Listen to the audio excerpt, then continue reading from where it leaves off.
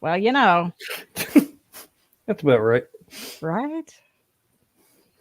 Come on now. It's still like spin. This entire military is one cohesive, dedicated force. And the threats to our nations, they don't sleep. They're watching our every move. Iran, Russia, China, North Korea, ISIS, Al-Qaeda. They may be watching this right now. Our military should not be mistaken for a cable news gabfest show. We don't care what you look like. We don't care who you voted for, who you worship, what you worship, who you love. It doesn't matter if your dad left you millions when he died or if you knew who your father was. We have been honed into a machine of lethal moving parts that you would be wise to avoid if you know what's good for you. We will not be intimidated. We will not back down. We don't want war. But if you want war with the United States of America, there's one thing I can promise you, so help me God. Someone else will raise your sons and daughters.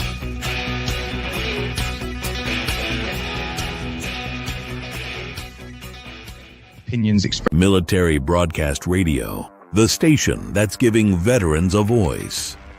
Find us on the web at mbradio.us. Opinions expressed in this program are those of the speakers and do not necessarily reflect the views or positions of any entities they represent.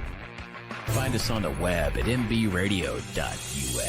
Join Terry with Tracer Rounds every Tuesday at 7 p.m. Central to hear interviews with veteran artists, veteran business owners, and businesses that support veterans. Tune in to see if you're on target.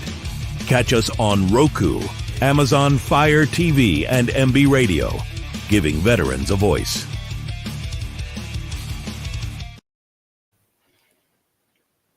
Hi, welcome to Tracer Rounds. You're on MBR, where we're giving veterans a voice. And today we're giving a veteran his voice, Jason Clinton with Sapper Steel Forge. Welcome to the studio. I'm so excited to have you. We were talking before the show and we were laughing. So hopefully you're going to have as much fun as I've just had for the past like 15 minutes.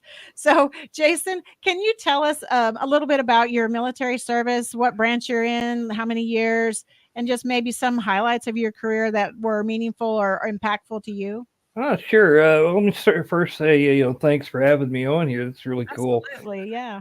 I was in the Army from 1996 to 2002, November in both cases, just weirdly worked out that way. I was a 12 Bravo combat engineer. I don't know what those are now. I know all the numbers changed. Right, they all changed. But we were the ones that played with the landmines and C4, so we got to have all the fun. Oh, while man. the 12 Charlies had to build bridges. Oh, man. Let's see. I started off in Korea. I was up at Camp Castle, then at Fort Stewart for a year and a half, where we went to Kuwait for intrinsic action, which just kind of sucked. That is way too hot. Yeah.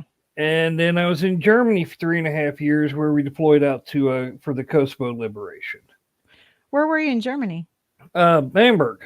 Bamberg. Okay, I've been there. Fun place. I wasn't a soldier at that time. I was a family member, but but I went through there. Yeah, I was in Schweinfurt. Is where we were assigned. Okay, yeah, we went up there a number of times. We'd have to railhead everything up there to Schweinfurt all the time. Oh, okay. Very cool.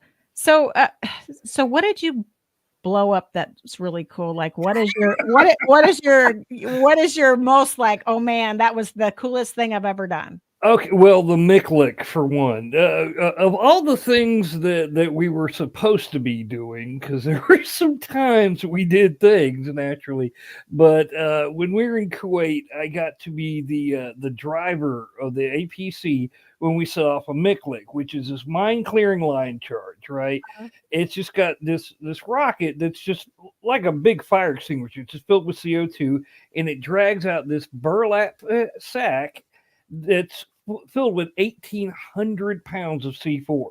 Oh God. and then you're 60 meters away from it, watching through the periscope when it goes off, and the thing will pick the entire track up and just slams it down. It's so cool. Oh my goodness. Somewhere around, I don't know, probably up in the attic, I've got a picture that was amazingly timed because it was taken with, you remember the old the one shot cameras, the Yeah. ones.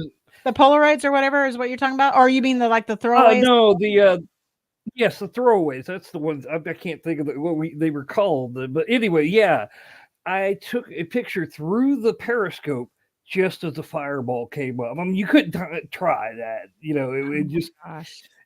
worked out amazingly. Yeah, that was definitely one of the coolest things. One of the scarier, but hey, why not adrenaline sorts of things.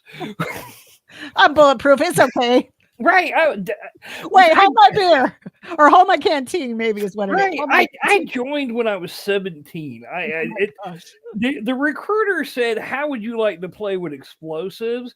That man, that man could have told me I was going to get run over by a tank every day. He just still made that sale. So we're at the range in it would have been Camp Casey. Yeah.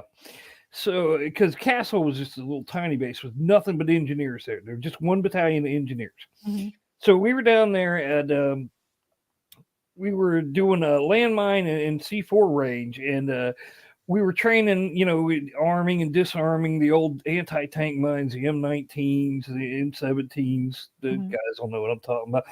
Anyways, somebody came up with a bright idea that instead of just blowing them in place like we were going to at the end of the range, we were going to tape all these things to this giant rock. Now, an M19 has a warhead inside of it, and it shoots a shape charge, and what it's supposed to do is go up to the bottom of a tank and then explode and kill everybody inside. Oh my So goodness. we've got this pointed inwards at this giant rock. Oh no. This is already sounding like it's going to go bad. Well, I mean, we were 17, we were kids, right? We didn't know no better. With explosives. Yes, we were kids with explosives. I'm not even sure I was 18 at the time because I turned 18 in Korea. So I may not even been 18 when this happened. Oh my But gosh. anyways, we parked, we lit the fuse, and then we backed up the track, and somebody thought that being like 60 feet away was perfectly fine. No. And the next thing you know, we're sitting inside the track and we can see daylight because bits of rock have gone through the side of this track. Oh my God. And we're having to explain to the command why there's holes in the 113. How did those get here? I don't know. They were here when we got in. I have no idea. Some days it's good to just be the private, man. I can't be to blame. I don't know. You have to ask the sergeant. I have no idea. I just followed instructions. I'm just doing what I'm told. That's it. Oh my gosh. That's crazy. Oh Yeah. man. It's a wonder sometimes we survive ourselves. It really was. While we were in Korea, somebody up top had got this brilliant idea that we were going to train the infantry to do our job. And as engineers, we decided we were going to terrify them so that we would keep our jobs. So they would show up to the demolitions range, and we'd be sitting there with like 2 or 3 blocks of C4 on fire cooking our coffee. And they'd see it and take off running and be like, "What? The coffee's not that bad." Oh my God. Or we'd make a football out of it and we'd be throwing it around. It just all sorts of stupid stuff, They're like, these guys are crazy. We're getting out of here. Pretty much, yeah. They thought we were nuts, so they didn't. Next thing you know, they dropped the whole idea. We had to keep our jobs. They're like, you guys are nuts. We don't want no part of that. Right. Oh my goodness. We had a lot of good times. I went to Yeah. Fort Stewart. Like I said, Kuwait. It was a make your own fun thing, but mostly, oh my God, I cannot play spades anymore. I can't even the idea. It's 6 months, and this was this was '98, so Yeah. there was nothing going on. Yeah. So we just sat in tents for 6 months playing dominoes and spades. Oh my goodness. I don't. I never want to see a domino again. Like, get those away from me. Yeah, like no, I can't. I can't play spades no more. I can't play dominoes. No, no.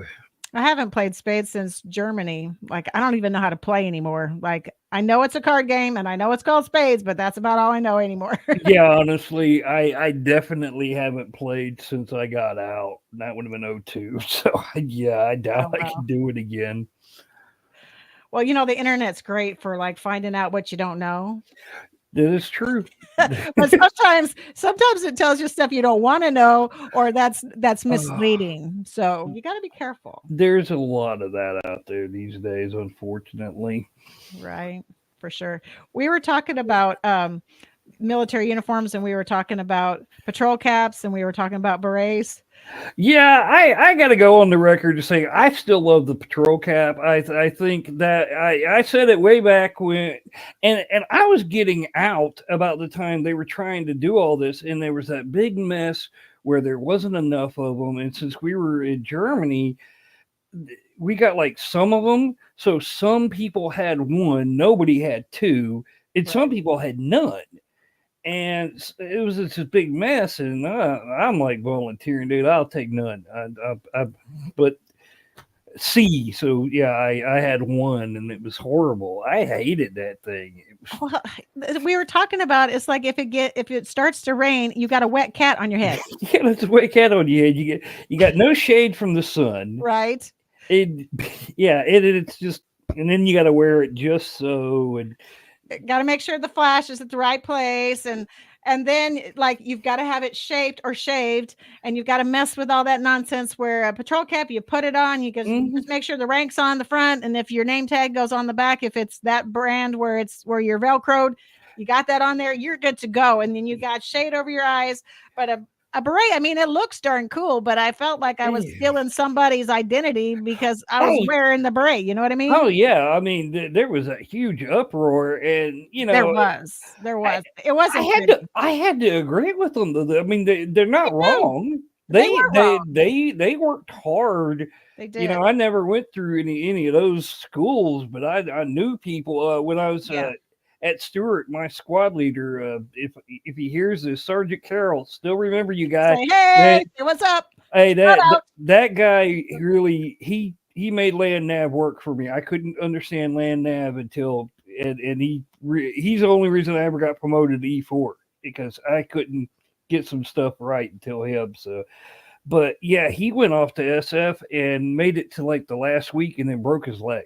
Oh my gosh. Yeah, and it's just Terrible. I hope for his sake that he healed up and go. But I moved out of Georgia, so I don't know. But Yeah. Oh yeah, God. so I know that stuff's tough as heck. People Yeah. go through stuff, and then hey, guess what? We're wearing your beret now.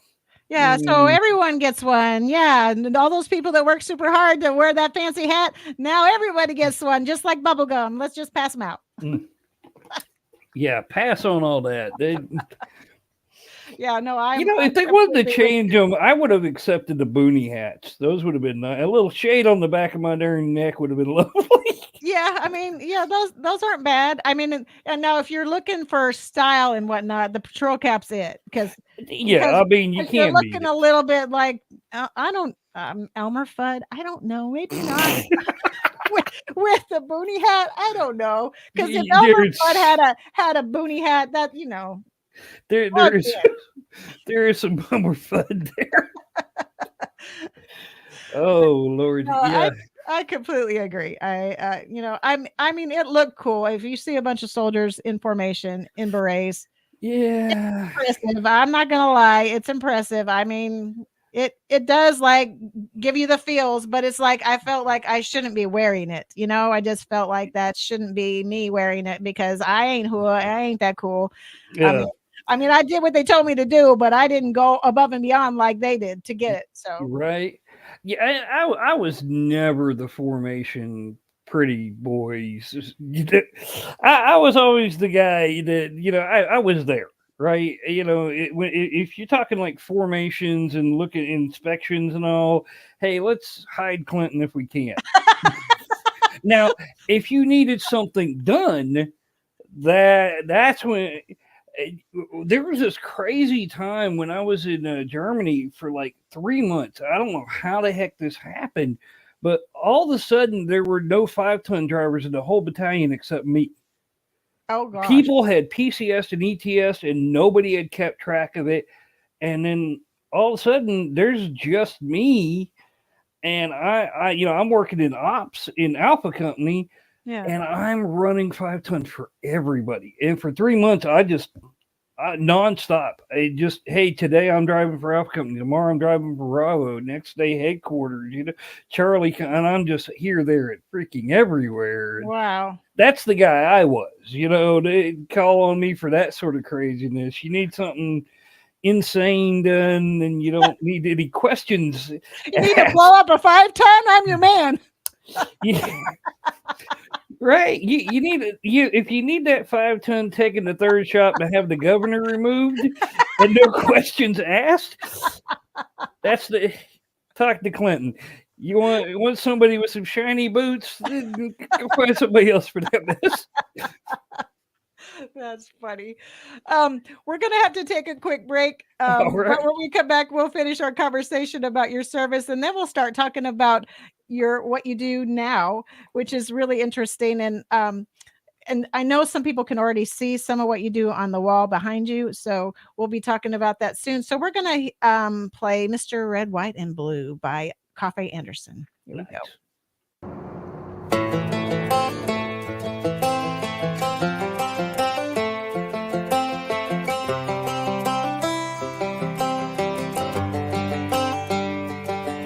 It's the guts and it's the glory. 100 stripes, 100 stories.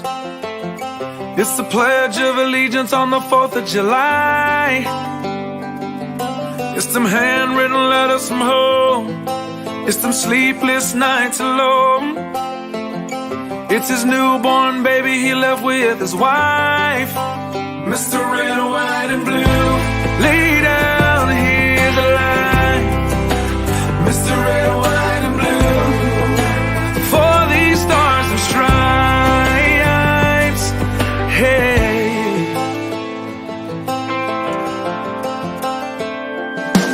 from the fields of Indiana to the swamps of Louisiana to the golden coast of California, Uncle Sam's the only family he's got. His purple heartbeat won't stop. And his 18th birthday was the day he was born. Mr. Red, White, and Blue, lay down, hear the light. Mr. Red, White, and Blue, for these stars and stripes. Mr. Red, White, and Blue, stand on the front line. Mr. Red, White, and Blue, pay the ultimate price. Oh.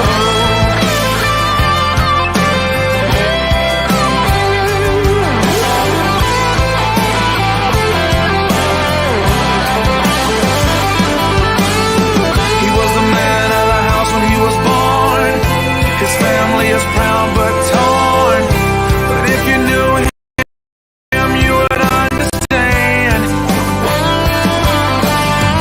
He was raised on how to be brave, just to see the flag still wave. And then he came home with only one hand. 'Cause Mr. Red, White, and Blue, lay down, hear the light. Mr. Red, White, and Blue, for these stars and stripes. Mr. Red, White, and Blue, stand on these front lines. Mr. Red, White, and Blue, he'll pay the ultimate price. Mr. Red, White, and Blue, lay down his life. Mr. Red, White, and Blue, for these stars and stripes. March in line, march in line.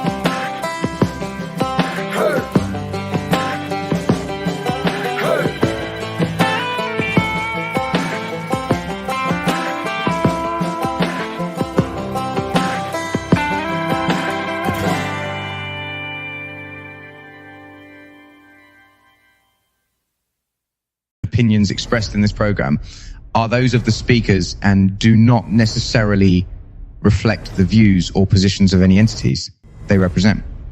Find us on the web at mbradio.us. Interview of the week sponsored by LTD Tactical.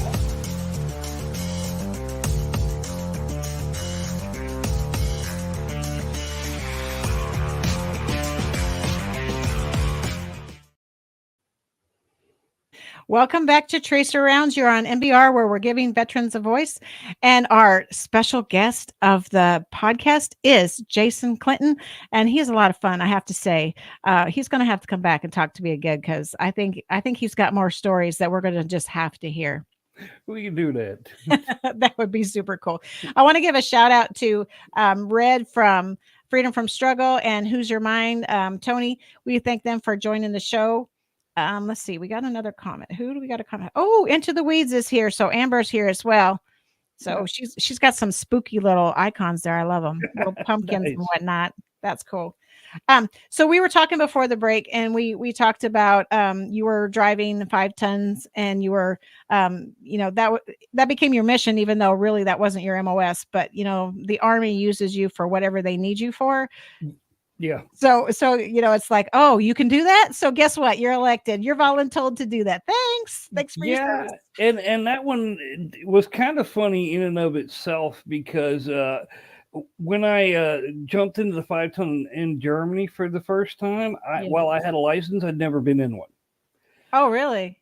When I went to Korea, we had this guy working in what was it that did the licensing? S2, S3. God, it's been so many years. I don't remember.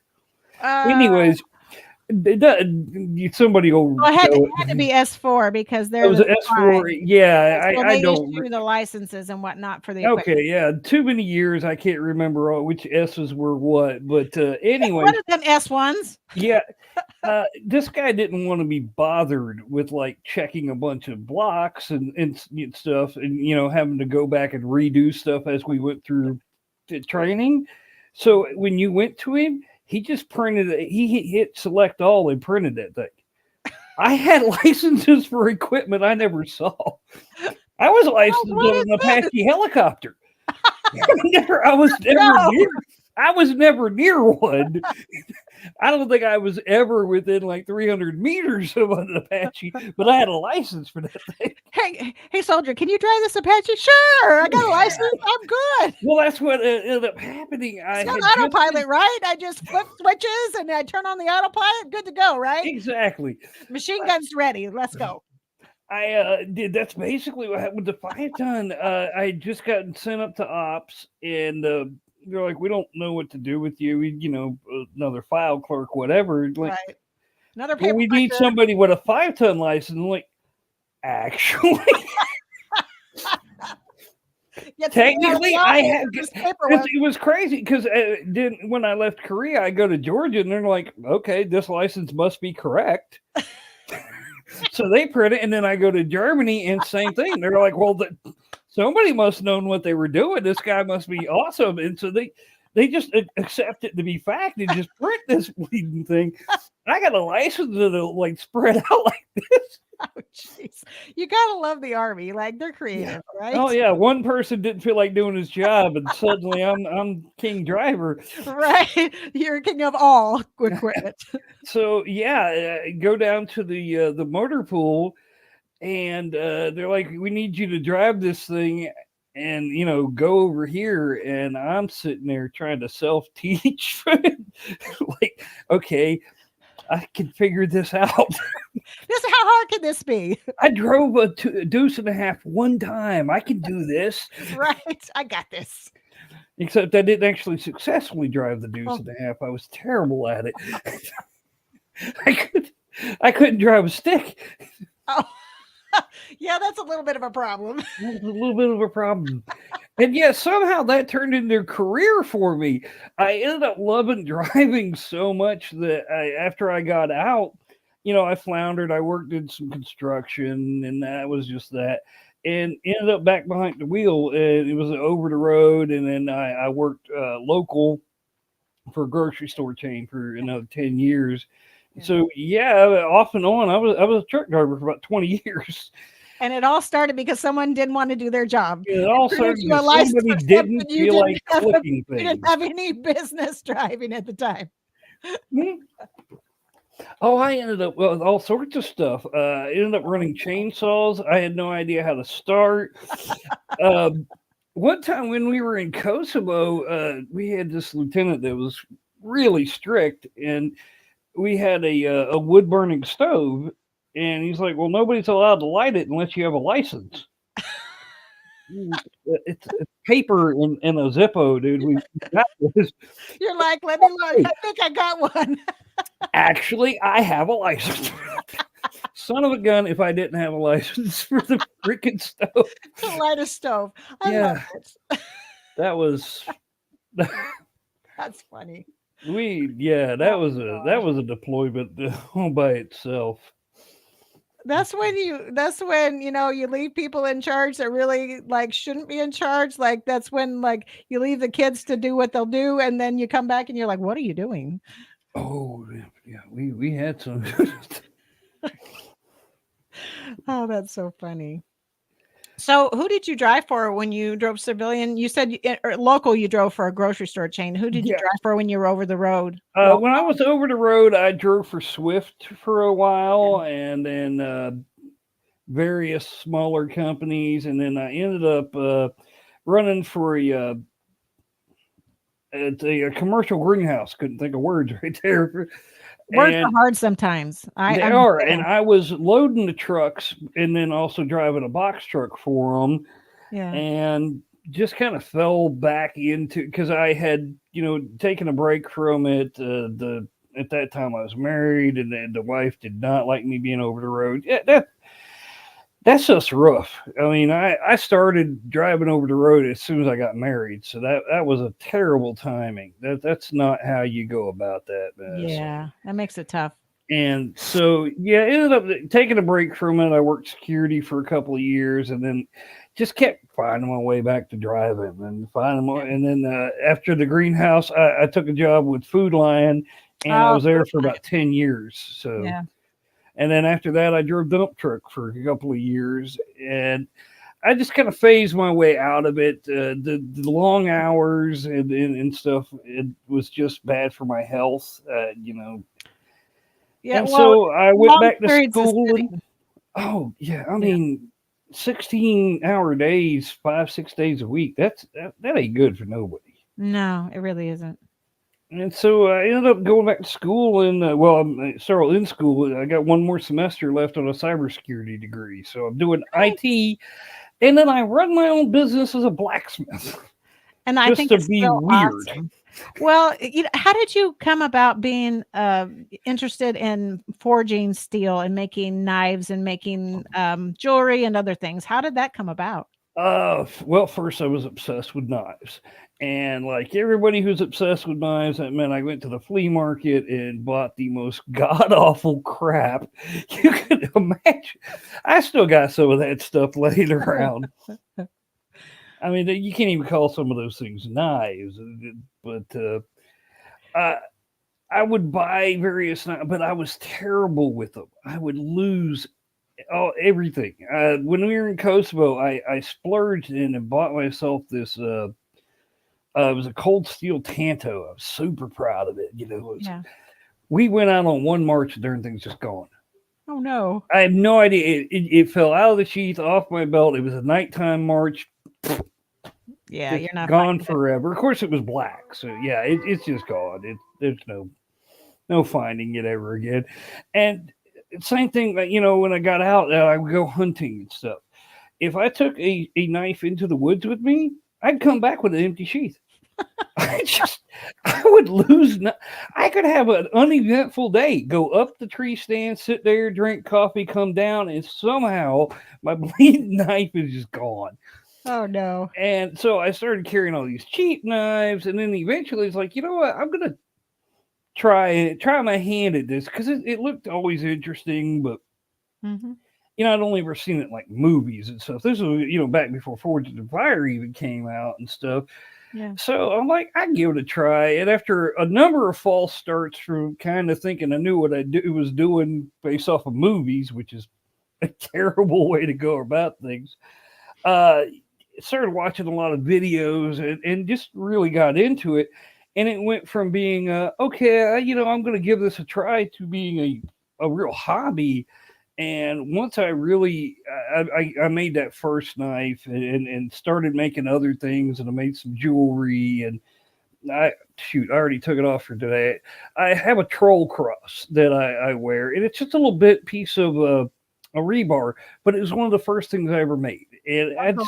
I wear it to remind myself every day. You're having a hard day. Hey, I can bend metal. I can make steel do what I want it to do. I can do this too. Right. And so, yeah, it ended up becoming just a passion. I really fell in love with the process and just got super, super into it. And so I'd be like going down the road and listening to books on forging, and I'd be listening to videos and how to do this and and just really just poured everything into it. Yeah. And after about 10 years, it was almost 11 years of that. I would say I couldn't be forging full time because I was driving full time. But so I like forge one day a week. But after about 10 years, I passed the journeyman's test, which, I'm not a member of the ABS, so I don't claim that. But you can get their test online and see what it is. And so and it's a tough test. So what I did is I made a kukri, which unfortunately I don't have anymore. I actually gave it to my nephew. Yeah. But once I had made it and sharpened it, then I took it out, chopped through a 2x6 with it, and then cut a hanging rope. Oh wow. And because it was able to hold that edge, that's a pass.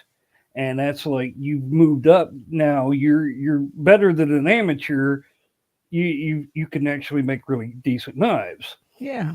And so after that is when I started, building the shop, and we moved the shop over to my house because it wasn't my neighbors. We were combining our efforts and stuff, and just started building the Etsy shop. And so, yeah, I'm on Etsy and I sell. And the first year it was a couple of knives, and then the second year there's a couple of things, and I keep adding to the shop.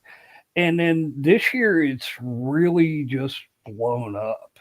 I've had like Awesome. 22 orders this month. Oh And wow. yeah, it's been crazy. Which I'm running my Christmas sale right now, but Yeah, yeah, I saw you were having a sale. I saw it on your Facebook, and it's till November like 15th or something. yeah, I did that just because I give myself about a month because I still work part time, in IT, but also I'm backed up right now, and I want to be able to put the time and effort into each piece. Some things are fairly easy, like somebody wants a little necklace piece. An hour or so later, I'm done. But I've Yeah. got a guy that just ordered it's a Bowie knife with a built-in cross guard and stuff. Mm. That's going to take me some days to make. Yeah. And then I've got to wait. He actually ordered a beautiful rosewood for the handle, so I've got to wait on that to Oh, come in. It's going to look gorgeous. sounds like it. And I've had a lot of people really going all out with the handle materials. Lately, I've done some bone, I've done ram's horn, and that's just all these exotic woods and stuff that people want to branch out and do all sorts of cool stuff. So Wow. it's been really nuts like that, but it's super cool. Yeah. I can imagine. So what's your favorite kind of knife to make, or what's your favorite requested thing that you enjoy making the most, or that's the coolest, like it's very unique. What's your Honestly, favorite? I love it when the customers like, "Can you do?" Those are the most fun ones because then I get to really get creative. And sometimes it's simple stuff. Uh, One of the more recent ones, I have a woodsman's Bowie, right? Which it's a 9-inch Bowie, drop point, very simple. It's got a thick spine on there. It's made for going out in the woods, and And he's like, okay, it just has a standard, full tang on there, pair of scales, good to go. Yeah. But can you put a heavy pommel on that thing so I can use it to hammer tent sticks? Like, well, yeah. I've never done that, but yes. But yeah, yes, I can. Yeah. So now I've got to forge it out so that at the end of the handle is a little nub that I can use to peen on a hammer point. And then I had to hot peen it all together, and then it came out really awesome. Oh, that's cool. I love it when the customers are creative, when they're asking for something that's, hey, can you do this over here? And sometimes it's little simple stuff like the Celtic ring knife is one of the simplest knives I make, but it's the most requested one by far. Everybody loves this thing, and so much so I don't have an example of it right now. But yeah, it's blade, and then the handle comes out, and there's a little loop at the end of it, and that's it. Your hand just sits in there, and that little loop holds it in. Yeah. But I'll get people like, okay, but it's normally a drop point, but can you do a sax, or can you do a clip point, or can you make a hole down the center of it to take the weight off? And yeah.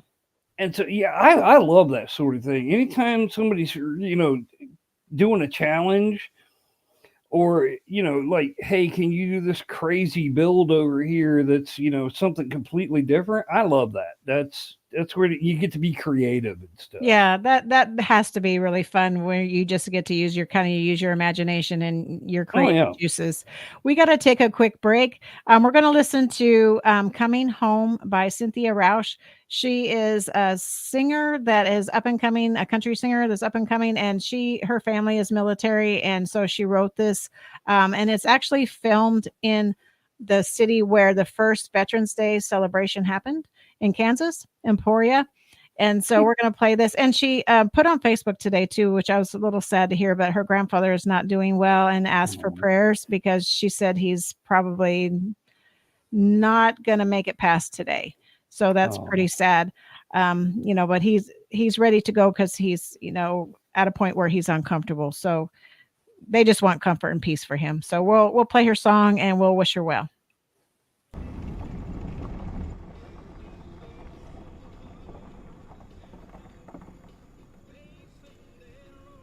I'm about as far as I'm going.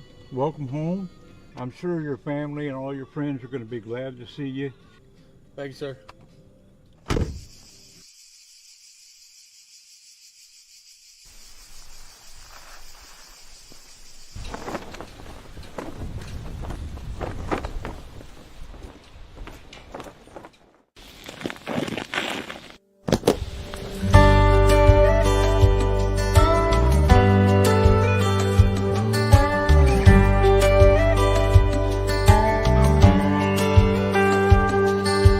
Walking these old dirt road side streets, looking at the sights and reminiscing, wondering what's changed since I've been gone. I'm coming home.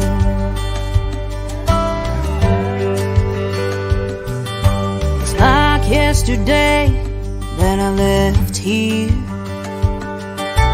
Time flies and now it's been years, but I know this is where I belong. Hey, Grandpa. I'm coming home. Coming home to the family, the friends and the memories, the ones I love and the ones I regret. Coming back to make a new life, built on the one I left behind. Thank God it wasn't over yet. We're not made to live this life alone, so I'm coming home.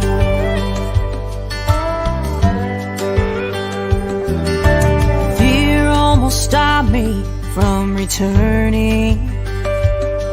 Thought others won't forgive the bridges burning. But I'm planning to rebuild what is gone now that I'm home.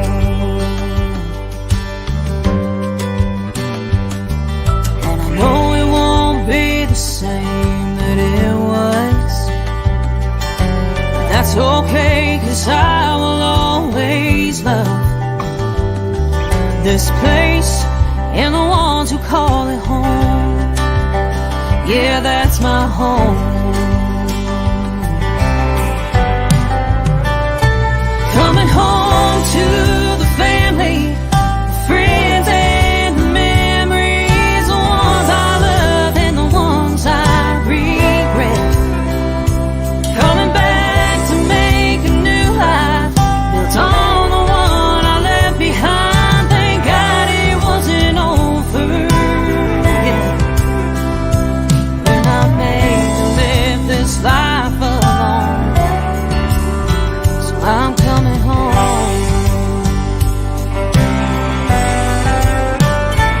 When I made to live this life alone, so I'm coming home.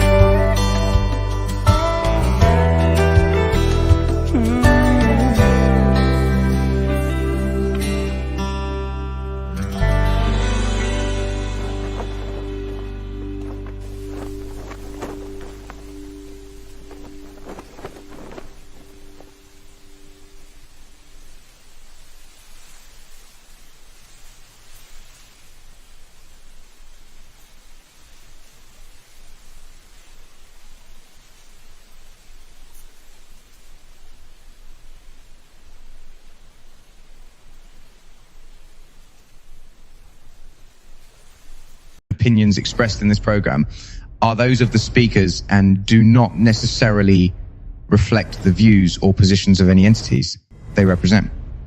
Find us on the web at mbradio.us.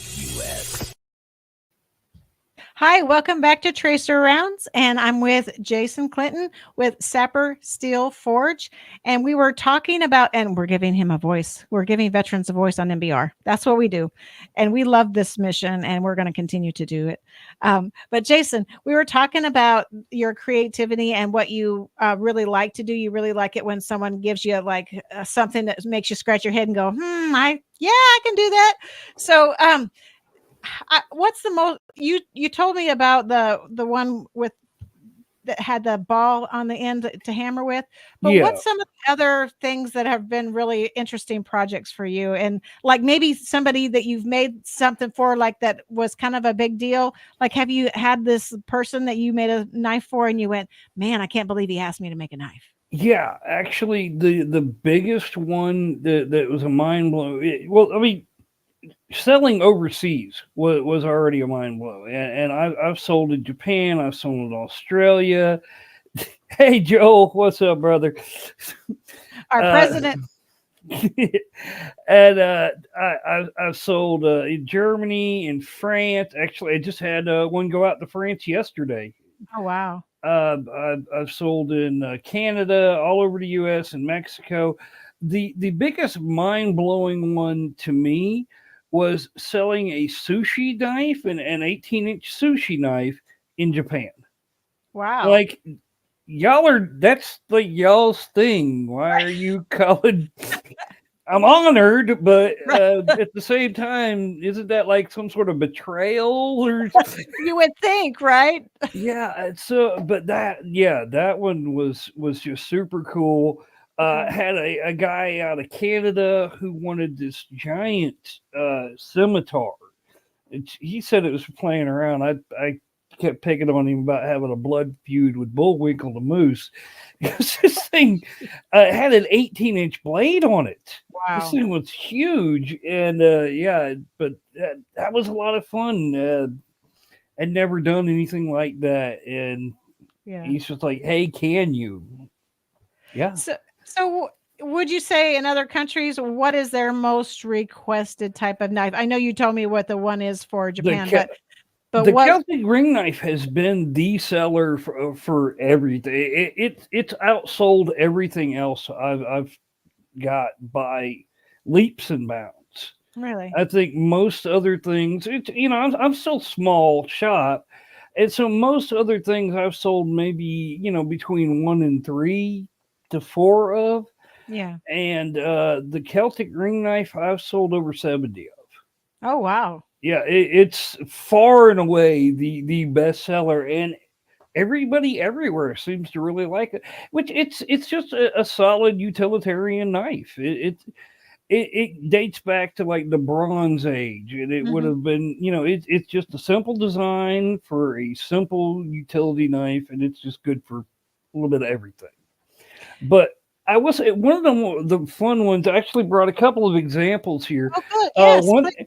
one that I did for a neighbor who asked about, could I do a thing? Mhm. Uh, Me and her have been friends a long darn time because I've been in this house for 20 years now, and the only person I know who rides more than me is her because she's retired and she can just take that Harley everywhere. She literally all over the planet, Yeah. and so she was going out camping all the time, and like, I need something to chop.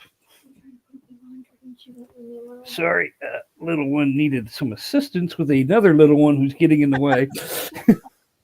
It's okay. uh, We love animals. It's fine. yes, we love this thing. Unfortunately, it's in its bitey stage, so Uh-oh. it's always eating me or laundry.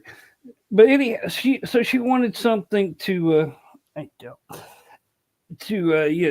kindling and stuff that would fit on her bike. So Yeah. came up with this thing here. Oh, wow. It's just a little camp axe. It's made from a railroad spike, and then I did a layered handle. I'm gonna have to set you down there, Cora.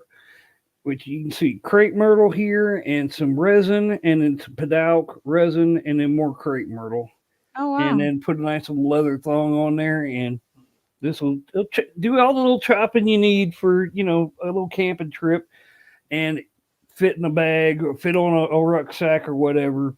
Super easy. Is crepe myrtle wood? Is that a hardwood? Yeah, it's a very good hardwood, and it grows right around here. So it's one I don't charge extra for. Stuff I can get local for Yeah. real cheap. I call my in stock wood. So white oak, red oak, crepe myrtle. These things, yeah, they're all around here, and we can get that all day. And yeah, it makes it, it it's very pale. Yeah. Really It is a pale wood. something Yes. with it to make it pop, but it's worth it. I would Another, have never thought to put crepe myrtle on anything. oh, It would it's not never have occurred to me. I have crepe myrtle out in my yard, so it what never would have occurred you to me ever at need an all. axe handle? That stuff is wonderful for it. That's It can awesome. it can take a blow as good as hickory.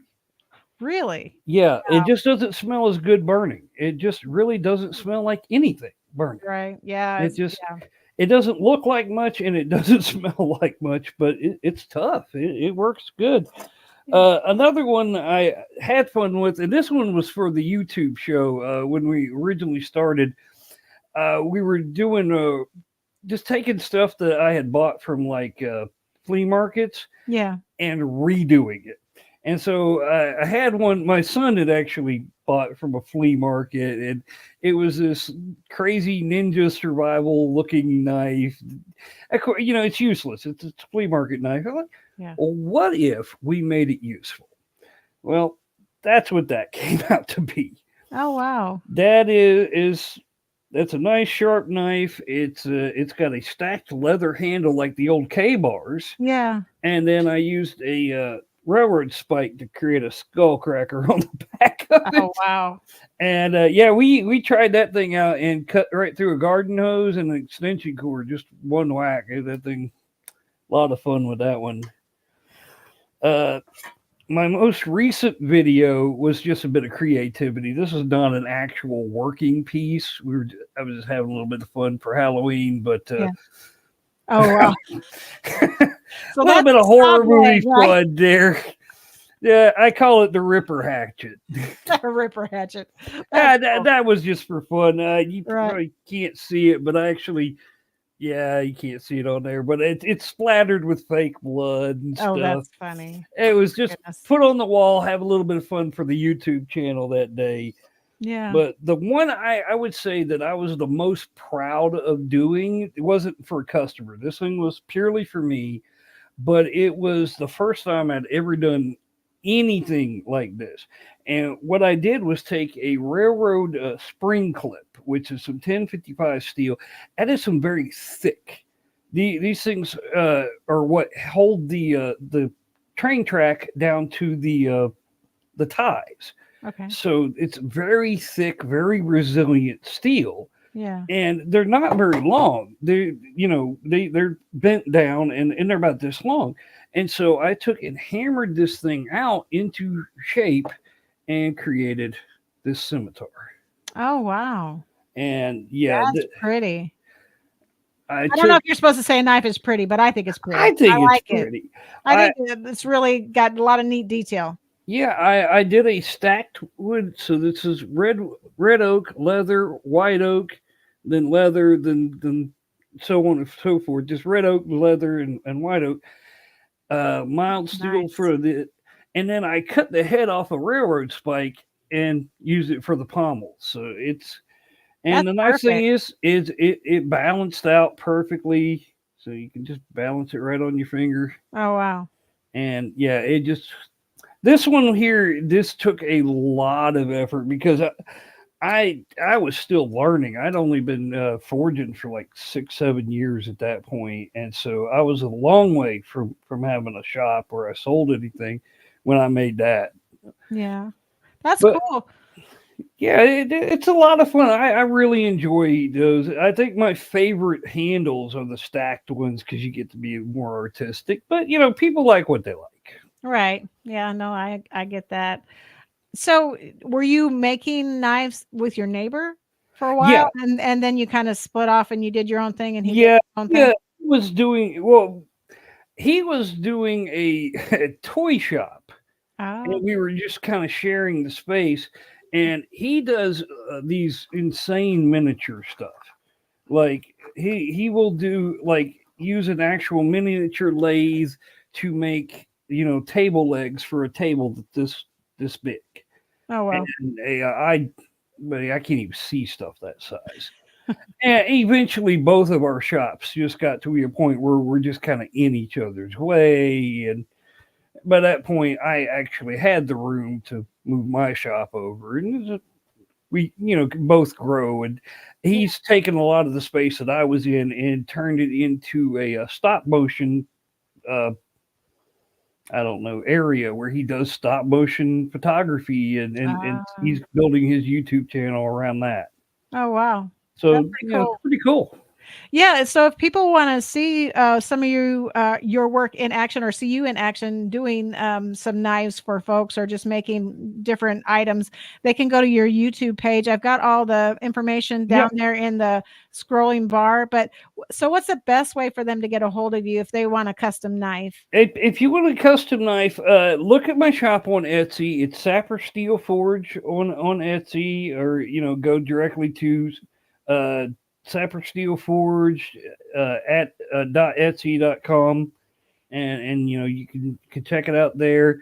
If you just have questions, you can direct message me through the Etsy, or you can email me at sappersteelforge@gmail, or check out the Facebook page. It's Sapper Steel Forge. They're all the same. I'm on Instagram. I'm on TikTok, but not really these days. It never really took off on TikTok, and I just kind of forgot about it. Yeah. But yeah, you can email me, or just direct message me through the Etsy, and if you see something you're looking for, but it's not quite, yeah, hit me up. We can make that work.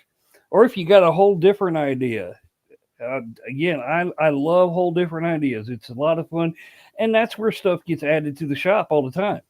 It's, hey, I made this different thing for a customer. I'll take the pictures, and now it's an item on the shop too. Right. Yeah. Now you've got a pattern, you've got an idea in your head, and now Mhm. you can produce those again. So you do have jewelry for women too, and you make knives for women too. but you have Oh some yeah. jewelry that somebody could buy their spouse or whatever for Christmas. Christmas is Yeah, coming we up, have so we have some leather. My apprentice does some leather bracelets, I saw bracelets. those. Yes, I Yeah, couldn't they're think of the really word. nice. We do some copper bracelets. Those are Oh, I love hand. copper.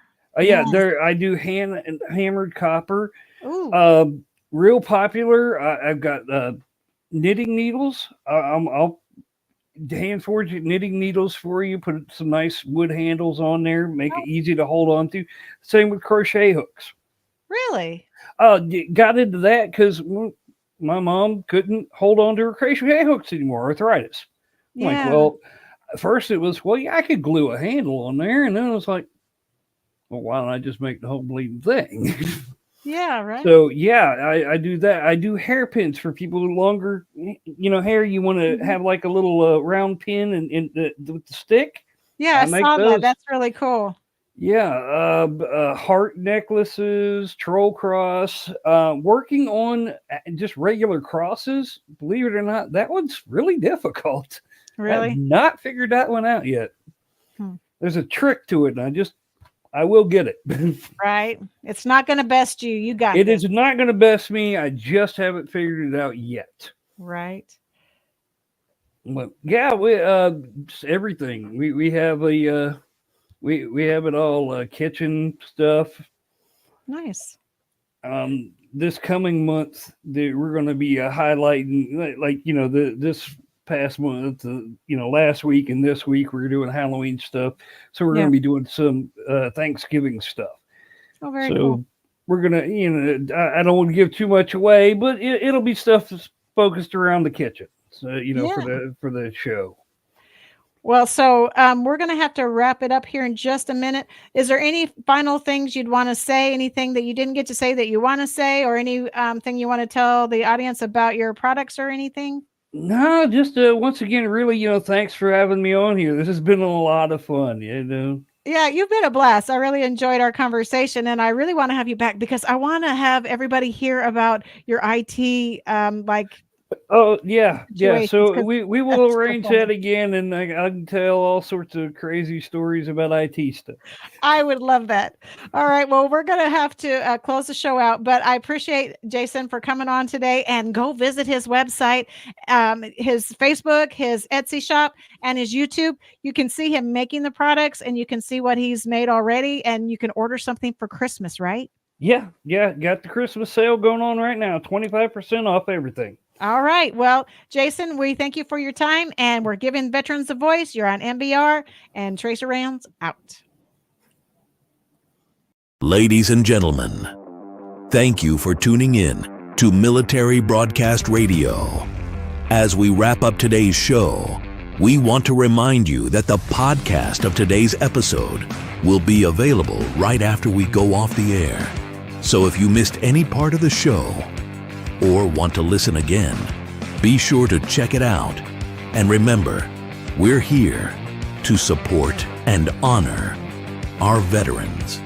Your stories and experiences matter, and we are committed to giving you a platform to share them. That's right. We're here to give our veterans a voice. So don't forget to catch the podcast and stay connected with us. Giving our veterans a voice.